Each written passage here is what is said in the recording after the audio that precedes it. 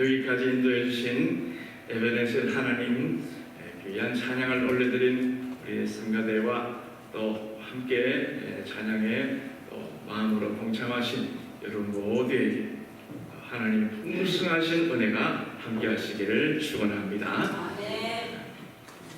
우리가 2023년을 시작한 지가 정말 며칠 된 것 같지 않은데 벌써 반년이 지나가고 전반기가 지나가고 오늘 후반기, 하반기가 시작되는 오늘 주일을 맞이했습니다.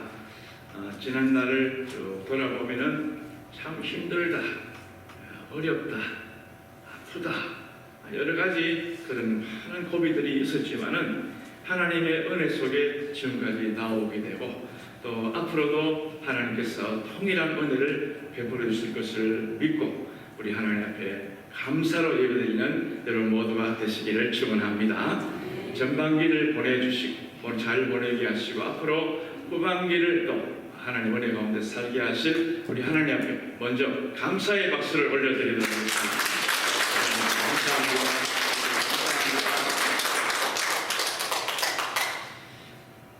성도는 감사신앙을 가져야 됩니다.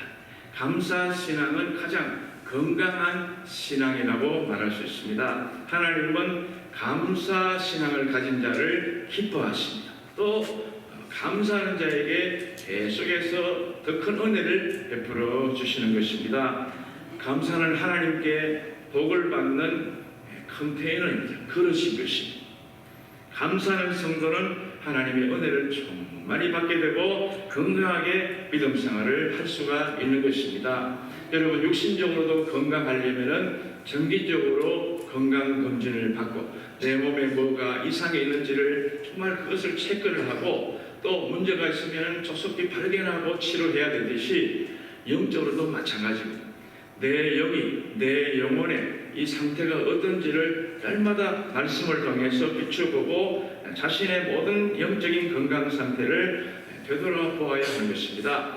나는 감사하는 사람인가? 나는 감사를 생활하는 건강한 사람인가? 하는 것을 늘 자신을 들여다볼 수 있는 그런 시간이 필요한 것입니다. 왜? 감사가 없으면요 하나님의 은혜가 그만큼 없어지기 때문에 그렇습니다.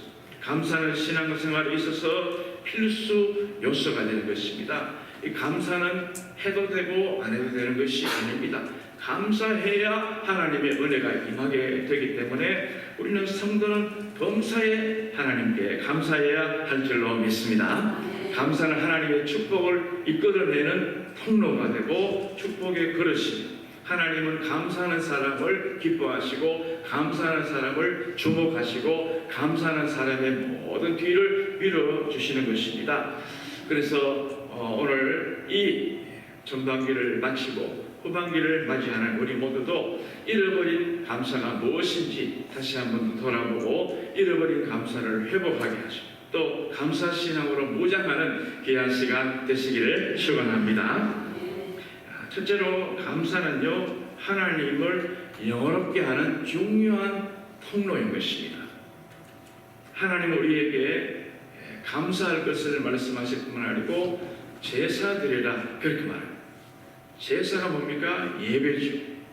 과거의 구약시대 때는 소나 양이나 비둘기를 잡아서 그렇게 제사를 드렸지만은 하나님이 소나 양이나 비둘기가 부족해서 모자라서 그걸 바치라고 했을까요?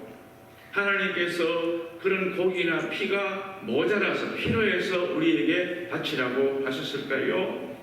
아닌 것입니다. 중요한 것은 제사 드린 자의 마음을 보시기 위해서 그 속에 감사가 있는지를 보시고 은혜를 주시려고 그렇게 하신 것이지 하나님이 뭔가 세상처럼 뭐가 비고 모자라고 그래서 바치라라고 하신 것이 아닌 것입니다. 하나님은 세계 모든 것이 다 주님의 것이다라고 오늘 성경은 말씀하고 있지 않습니까? 오늘 본문 9절부터 12절 말씀을 쭉 보시면은 내가 내 집에서 수소나 내 우리에서 순념소를 가져가지 아니하리니 너희 것을 가져가지 않겠다는 것입니다. 이는 삼림의 짐승들과 무산의 가축이 다 내 것입니다. 산의 모든 새들도 내가 아는 것이며 들의 짐승도 내 것이미로다. 내가 가령 줄여도 내게 이르지 아니할 것은 세계와 거기에 충만한 것이 다 내 것이라는 것이죠. 하나님이 가난해서 너에게 바쳐라 그렇게 말씀하신 것이 아니라고 말씀합니다. 그 마음 중심을 보시기 위해서, 감사하는 마음을 보시기 위해서 제사를 드려라 그렇게 말씀하신 줄로 믿습니다. 누가복음 17장에 보면은 나병 환자 10명이 예수님 앞에 와서 치료받고 회복되는 그런 기록이 나와 있습니다. 이번 나병, 문둥병이 어떤 병입니까? 이건 아주 불치병이 아닙니까? 고치기 힘든, 사람의 의술로는 참 도무지 해결할 수 없는 그런 병이 아닙니까? 저희가 어렸을 때만 해도 동네에 보면은 이 나병에 걸렸던 그런 분들을 종종 볼 수가 있습니다. 동네에 이렇게 보면은 코가 없어요. 코가 떨어요. 귀가, 손가락이 문드러지고, 이 다 나병을 앓았던 사람, 나병 환자들이 그렇게 많더라고요. 고칠 수 없는 그런 병을 고쳤습니다. 예수님이 고쳐주셨습니다. 그 10명의 중환자를 다 치료해 주셨습니다. 그런데 사마리아 사람 한 사람, 이방인 한 사람만 돌아와서 감사했다 그랬습니다. 우리 주님께서 그걸 보시고 9명, 10명을 다 고쳤는데 한 사람만 돌아와서 감사하고 9은 어디 갔느냐? 주님이 그렇게 말씀하십니다. 얼마나 우리 주님이 서운하셨으면 그렇게 말씀하셨을까요? 이게 보통 병입니까? 이게 보통 문제입니까? 엄청난 그런 질병으로 이 생을 살아갈 수 없는 그런 사람에게 이런 말할 수 없는 치료의 은혜를 베풀어 주셨으면 10명 전부 다 와야 될 텐데 9은 다 가버리고 한 사람만 돌아왔습니다. 우리도 때때로 누구에게 좀 이렇게 사랑을 베풀고 또 그분을 향해서 뭐 이렇게 도와주고 이렇게 하고 나면은 참 고맙습니다 이런 말을 안 들으면요 좀 이상한 거예요. 좀 기분이 묘하지 않겠습니까? 그런데 하물며 이 불치병을 고침을 받고도 가만히 있다? 이거는 예수님은 참 서운하시고 이해할 수 없는 그런 부분일 것입니다. 그런데 예수님은 또 그걸 보시는 게 아니에요. 돌아온 한 사람, 감사하는 그 한 사람을 보시고 감사하는 그 자에게 야, 내가 너에게 이런 놀라운 영혼의 치료를 허락해 주신 것을 말씀하고 있습니다. 내 뭐든지 영적인 병에서 놓여서 구원받은 백성으로 만들어 주신 줄로 믿습니다. 우리가 이것을 보면서 무엇을 알 수 있습니까? 예수님은 인격자이시기 때문에 감사할 때 크게 감동하신다는 것입니다. 우리가 예수님을 무엇을 가지고 감동시킬 수 있겠어요? 예수님께 무슨 억수로 많은 재물을 드린다고 주님이 감동하시겠어요? 내가 이 미가서 있는 말씀처럼 내 맏아들을 바친다고 해서 주님이 기뻐하시 그게 아니라는 것이죠. 우리 주님은 그 마음에 감사를 표현할 때, 감사할 줄 알 때 우리 주님은 크게 감동하시고 기뻐하실 수 있는 줄로 믿습니다. 우리가 지금까지 하나님께로부터 받은 은혜가 얼마나 많습니까? 찬송가에도 받은 복을 세어보아라 그런 찬송이 있는데요. 받은 복을 한번 쭉 세어보십시오. 내가 지금 예수님 믿게 된 것, 내가 지금 구원받은 백성으로 살게 된 것, 이건 정말 기적 중에 기적 아닙니까? 어떻게 나 같은 이런 반지리가, 나 같은 이기적인 사람이 예수님을 믿는단 말이냐? 이거 하나님의 은혜가 아닙니까?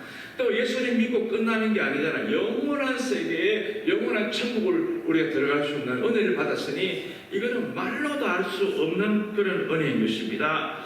뿐만 아니죠. 수많은 사건, 사고에서 우리를 건져주시고 단란한 가정을 주시고 자녀손들을 통해서 기쁨을 만끽하게 하시고 건강하게 직장생활을 하고 또 직장생활을 마치고 또 편안하게 노후생활을 하게 하신 것, 일용할 양식을 주신 것, 좋은 교회 주신 것, 좋은 우리 믿음의 성도들을 주신 것, 영적인 교제를 나눌 수 있도록 하신 것, 다 하나하나 손꼽아보면요 너무너무 많습니다.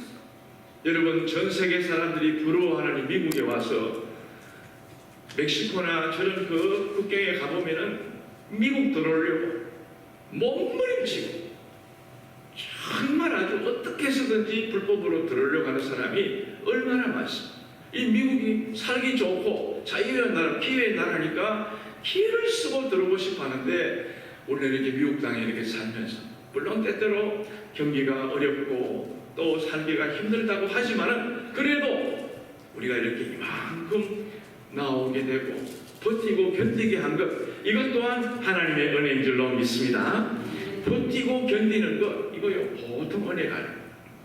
믿음 없으면 못해. 하나님께서 앞날, 지금까지 이렇게 인도하셨지만 앞날은 더 크게 우리 자녀들을 시온의 대로같이 열어주시고 내 노후를 더욱더 복되게 하실 것을 기대하며 그렇게 감사하시는 여러분 모두가 되실 때 우리 하나님은 입을 벌리는 자마다 입을 벌리는 만큼 놀라운 복으로 시편 말씀처럼 채워주실 줄로 믿습니다. 그래서 우리는 날마다 감사만 해도 부족해요. 감사만 해도. 찬양 가운데 이런 노래가 있더라고요. 이 모든 것이 주님의 은혜, 이 모든 것이 은혜라네, 이 모든 것이 주의 은혜,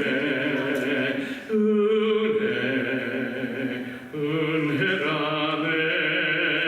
내가 가진 것들 중에 받지 않은 것 하나도 없으니 오직 주님의 은혜라.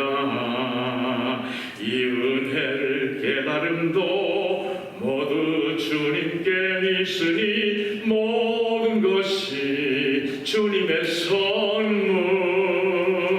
이 모든 것이 주님의 은혜, 하나님의 은혜로 있을 데 없는 자. 날마다 감사하며 살아가신 여러분 모두가 되시기를 축복합니다. 성경에 보면 홍수 심판을 받을 때에 그 홍수 심판 가운데서 구원받은 그 사람은 가정은 노아의 가정 한 가정밖에 없습니다. 노아 8식구만 딱 구원을 받지 않습니까? 그리고 노아 8식구가 구원을 받고 방주에서 나와서 제일 먼저 한 것이 무엇입니까? 감사 예배를 드렸습니다. 노아는요 순종하는 사람인 동시에 감사, 어디를 가나 감사했어요. 아브라함과 이삭과 야곱도 가는 데마다 감사하며 예배드렸습니다. 이사할 때마다 옮길 때마다 어려운 위기를 만나고 나서도 늘 평상시나 또 어려울 때나 항상 환난을 만난 이후에도 계속해서 감사를 드렸습니다. 성경에서 아마 예배를 가장 사모했던 사람이 누구냐 그러면 아마 다윗일 것입니다. 다윗은 예배를 늘 사모했던, 성전을 늘 사모했던 그런 사람입니다. 왜 예배를 사모했을까요? 감사가 충만했기 때문에 예배를 사모했던 것입니다. 그는 법궤가 지금 오벳에돔이라는 그 일반 평민의 집에 방치돼서 오랜 세월이 지났습니다. 아무도 법궤에 대해서 관심이 없습니다. 출애굽할 때 광야에서는 법궤 없으면 안 될 줄 알았는데 사울이 믿음 없는 사울을 만나고 법궤를 그냥 방치하거나 그 다음에 다윗이 왕이 되고 나니까 법궤를 찾는 사람이 없는 거예요. 다윗이 기도하고 정말 있다가 법궤를 옮겨야 되겠구나. 법궤가 지금 어디 있지? 오벳에돔의 집에 있구나. 그래서 법궤를 다윗성으로 왕궁으로 옮겨야 되겠다. 하나님이 계시는 이 귀한 이 임재물을 거기에 방치할 수 있겠나. 그래서 이 다윗성으로 옮겨가는데 다윗이요 얼마나 기뻤으면은 백성들과 함께 춤을 추는 거예요. 춤을 추면 너무 감사해서. 그 당시에는 뭐 혁대가 이렇게 딱 단단하게 된 혁대도 없고 통으로 된 그런 모습이고 하니까 그냥 춤을 추다 보니까 자기도 모르게 막 바지가 내려간지도 모르고 기뻐서 춤을 췄던 것입니다. 얼마나 그 마음에 감사가 있었으면 그렇게 기쁨을 표현했습니다. 다윗은요 성전을 사랑해서 내가 성전을 짓고 싶습니다 라고 말했지만 너는 피를 많이 흘렸기 때문에 지금은 안 된다. 너희 자녀 때 내가 허락하겠다. 그러시니까 또 우리 이 다윗은 시험도 안 들었습니다. 주님 그렇습니까? 알겠습니다. 그리고요 아들이 성전을 지을 수 있도록 몽땅 준비를 다 해놓고 성전 건축금 제일 많이 들었습니다. 많은 금원들을 다 이 성전을 건축할 수 있도록, 아들이 건축을 할 수 있도록 다 준비해 놓고 그렇게 살았던 이 다윗. 그래서 하나님이 다윗을 얼마나 축복하십니까? 그런데 같은 부부지만요, 같이 사는 아내지만은 미갈은 달랐습니다. 남편이 그렇게 좋아하고 기뻐서 주님 앞에서 춤추고 신나하면요, 그게 조롱할 일입니까? 그게 비난할 일입니까? 남편이 엉뚱한 짓 하고 딴 데 가서 이상한 짓 안 하고 주의 성전에 와서 예배드리고 기뻐서 찬송 부르고 막 손들고 그러면은 그걸 손가락질 할 일이냐 말이죠. 미갈은 그랬어요. 이 다윗의 남편이 정말 믿음 좋은 남편이 이렇게 믿음 신앙으로 살려고 하니 참 감사하다. 그러려면 얼마나 좋아요. 역시 못 배운 사람이 다르구나. 역시 그냥 아주 천민의 집이 다르구나. 아마 그런 생각했을 거예요.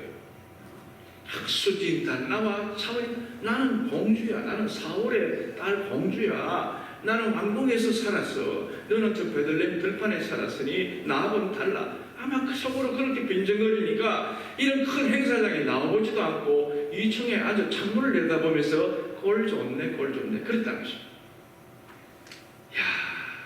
정말 이름이 미갈이 참 미갈스러워요. 얼마나 이름도 참 안 좋아요. 미갈.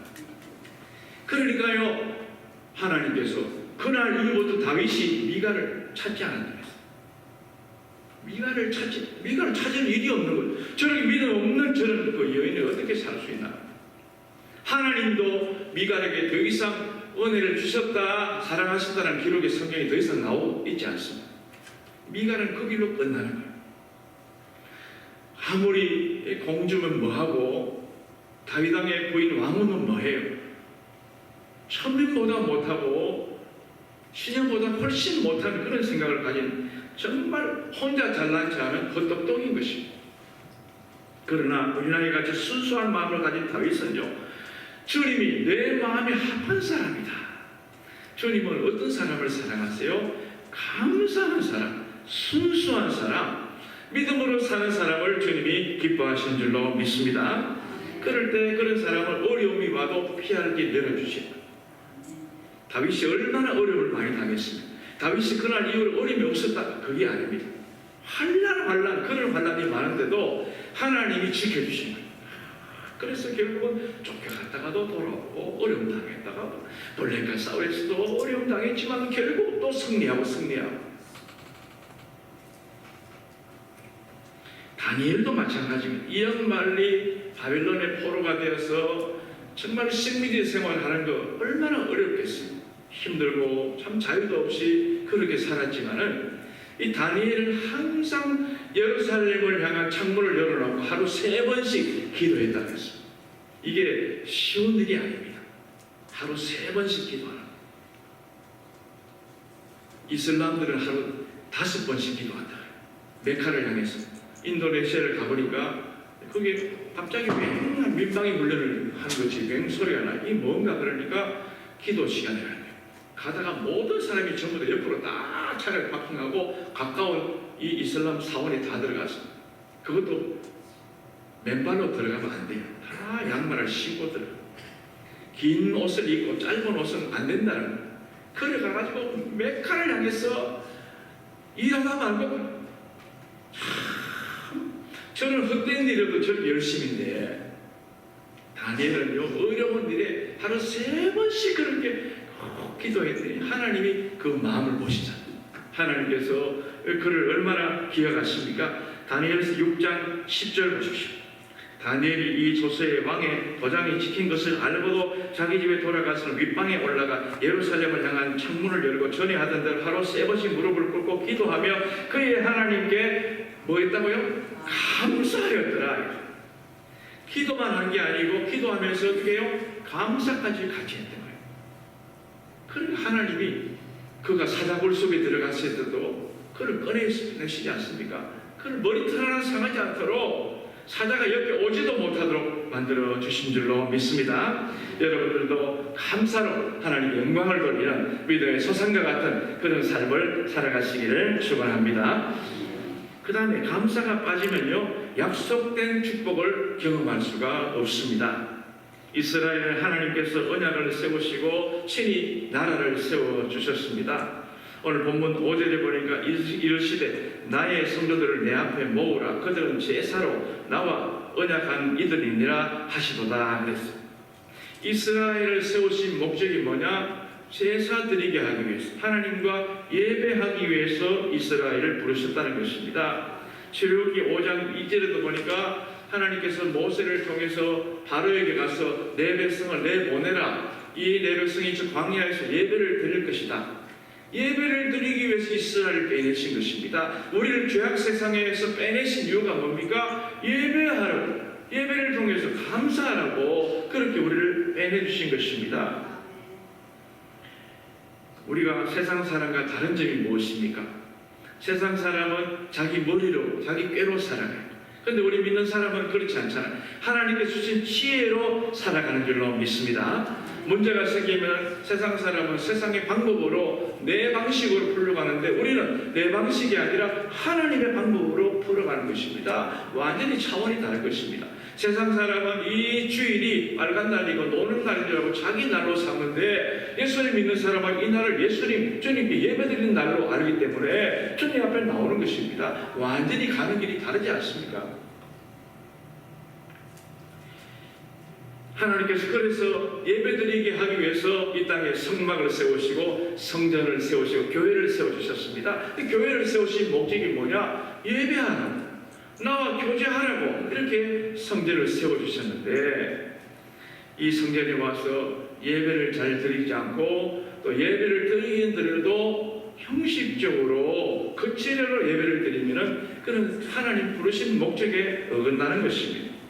이스라엘이 오늘 본문에 보니까 자기들이 제사도 드렸고 또 제물도 드리고 하긴 했어요. 그런데 하나님께서 왜 그렇게 이스라엘 백성이 책망하셨습니까? 그들이 예배를 드린 것, 제사를 드린 것 같긴 하지만은 중요한 것이 빠졌단 말이죠. 감사가 빠진 것입니다. 감사. 여러분 음식에 다 해놓고 마지막에 소금을 딱 해가지고 빠뜨리면은, 간장을 빠뜨리면은 네 맛도 내 맛도 없는 거예요. 아무 맛이 안 나지 않습니까? 중요한 감사가 빠졌다는 거예요. 예배의 핵심이 무엇입니까? 감사와 감격인 것입니다. 베풀으신 은혜에 대한 감사를 하지 않으면 이 예배가 귀찮은 것이 되는 것이죠. 예배를 억지로 드릴 것이죠. 마지못해 드릴 것이죠. 그러나 하나님께서 지금까지 나를 인도하시고 2023년을 지금까지 살게 하시고 앞날도 살게 하시고 그걸 기대하면은 그냥 드릴 수가 없는 거예요. 감사하는 거예요. 기쁨으로 찬송을 불러도 입을 크게 벌리면서 시편 81편 10절에 보면 내 입을 넓게 열라 내가 채우리라. 찬송도 그렇게 부르는 것입니다. 우리는 감사를 해보게 합니다. 많은 일을 한다고 한다 할지라도 입술에 불평이 나오고 원망과 짜증이 나오면요, 그거는 하나님만 못합니다. 그거는 별 유익이 없는 것입니다. 그 신앙의 위기인 것입니다. 예배를 드리는데 감사가 없다, 예배를 드리는데 감격이 없다, 이거는 신앙의 위기일 수밖에 없습니다. 누가복음 10장에 나오는 마르다와 마르다 이야기 알지 않습니까? 예수님 오셨는데 이 마리아는 예수님 앞에서 말씀을 듣고 열심히 집중 은혜를 받고 있는데 마르다는 열심히 밖에 나가서 분주히 음식을 만들고 열심히 봉사를 하고 있습니다. 가만히 보니까 동생이 얄밉게 저 예배드리고 있는 거예요.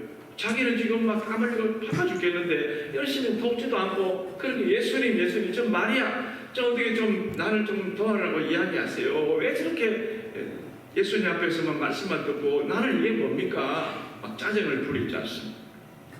예수님이 뭐라고 말씀하십니까? 누가복음 10장 41절 42절에 보니까 마르다야 마르다야.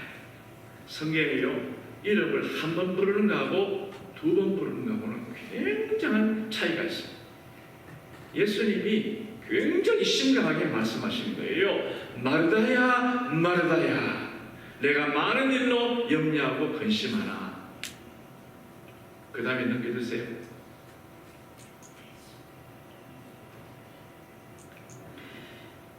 혹은 내가 많은 일로 금심하나 몇 가지만 하든지 혹은 한 가지만이라도 족하니라.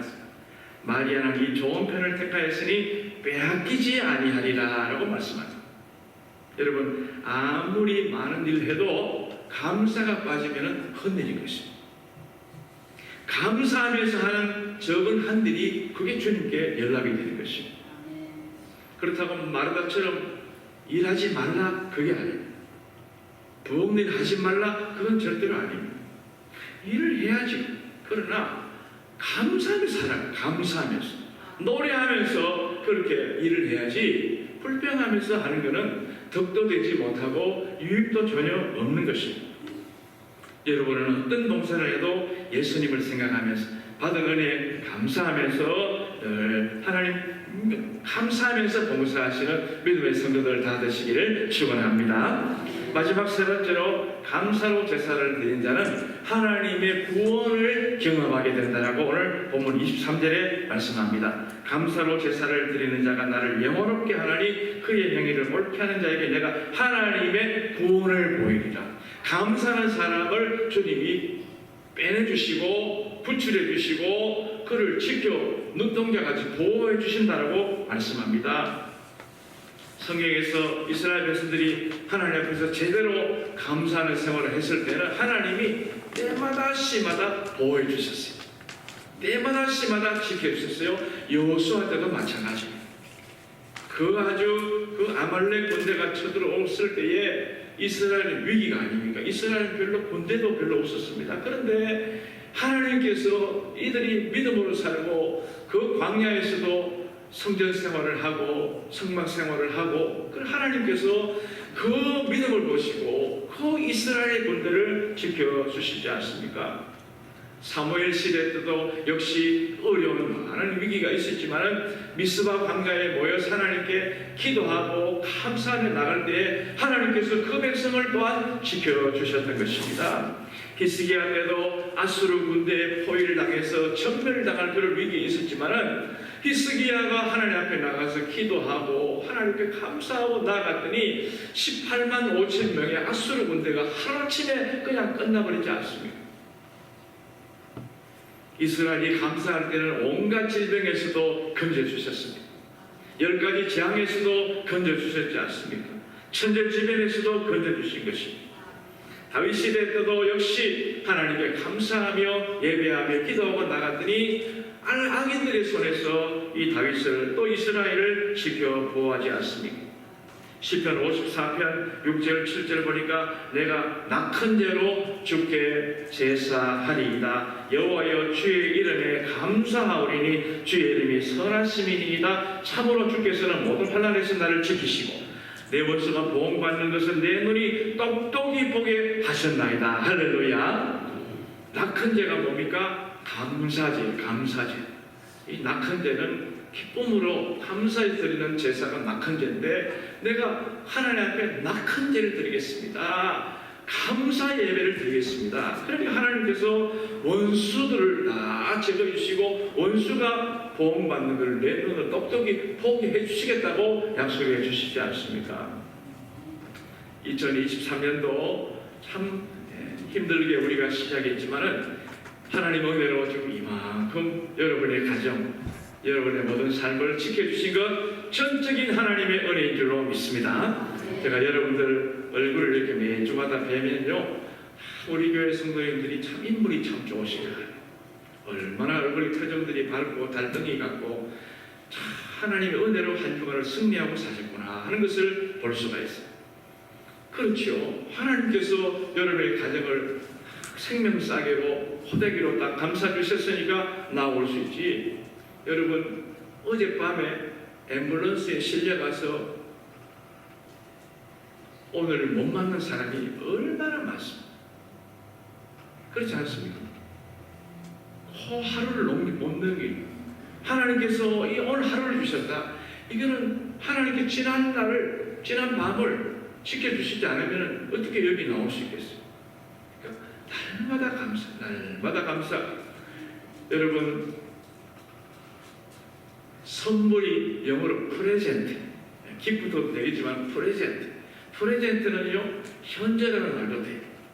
현재가 감사한 일이에요. 지난 날도 감사하고 지금도 계속 우리가 감사하다 보면요, 하나님 나라 갈 때까지 감사가 끊이지 않게 될 줄로 믿습니다. 이 후반기 사는 동안에 하나님의 은혜를 꼭 기억하고 예배드리는 일에 우선 10종을 다 예배드릴 때도 감사함으로 여러분 예배드리고 기쁨으로 봉사해도 기쁨으로 봉사, 충성함. 그럴 때 하나님께서 이스라엘 백성을 지키신 것 같이, 다윗을 지키신 것 같이, 히스기야를 지키신 것 같이 험한 풍파, 비바람이 몰려온다 할지라도 하나님의 은혜 속에 하나님 여러분을 다 생명싸개로 보호하시고 구원해 주실 줄 믿습니다. 이런 은혜가 하반기 동안에 함께 하시기를 축원합니다. 하나님 감사드립니다. 어려운 세상, 힘든 세상, 사고 많고 위험 많은 세상 속에 살고 있지만 하나님의 은혜로 오늘도 건강한 모습으로 주님 앞에 나오게 하심을 감사드립니다. 오늘도 감사로 제사드리고 찬송으로 예배의 문을 열게 하심을 감사드립니다. 내 마음을 활짝 열고 내 속에 있는 모든 의심과 염려와 근심과 불안과 모든 이 잘못된 것들은 다 제거하고 감사로 은혜로 늘 찬송으로 내 속을 가득 채워 하나님께 기쁨의 예배, 기쁨의 봉사 드리며 이 후반기를 살아갈 수 있도록 축복하여 주시옵소서. 우리 소망의 모든 성도들 가운데 한 사람도 축복의 반열에서 이탈되지 않도록 도와주옵소서. 예수님 이름으로 축복하며 기도하옵나이다. 아멘. 이 시간 찬송가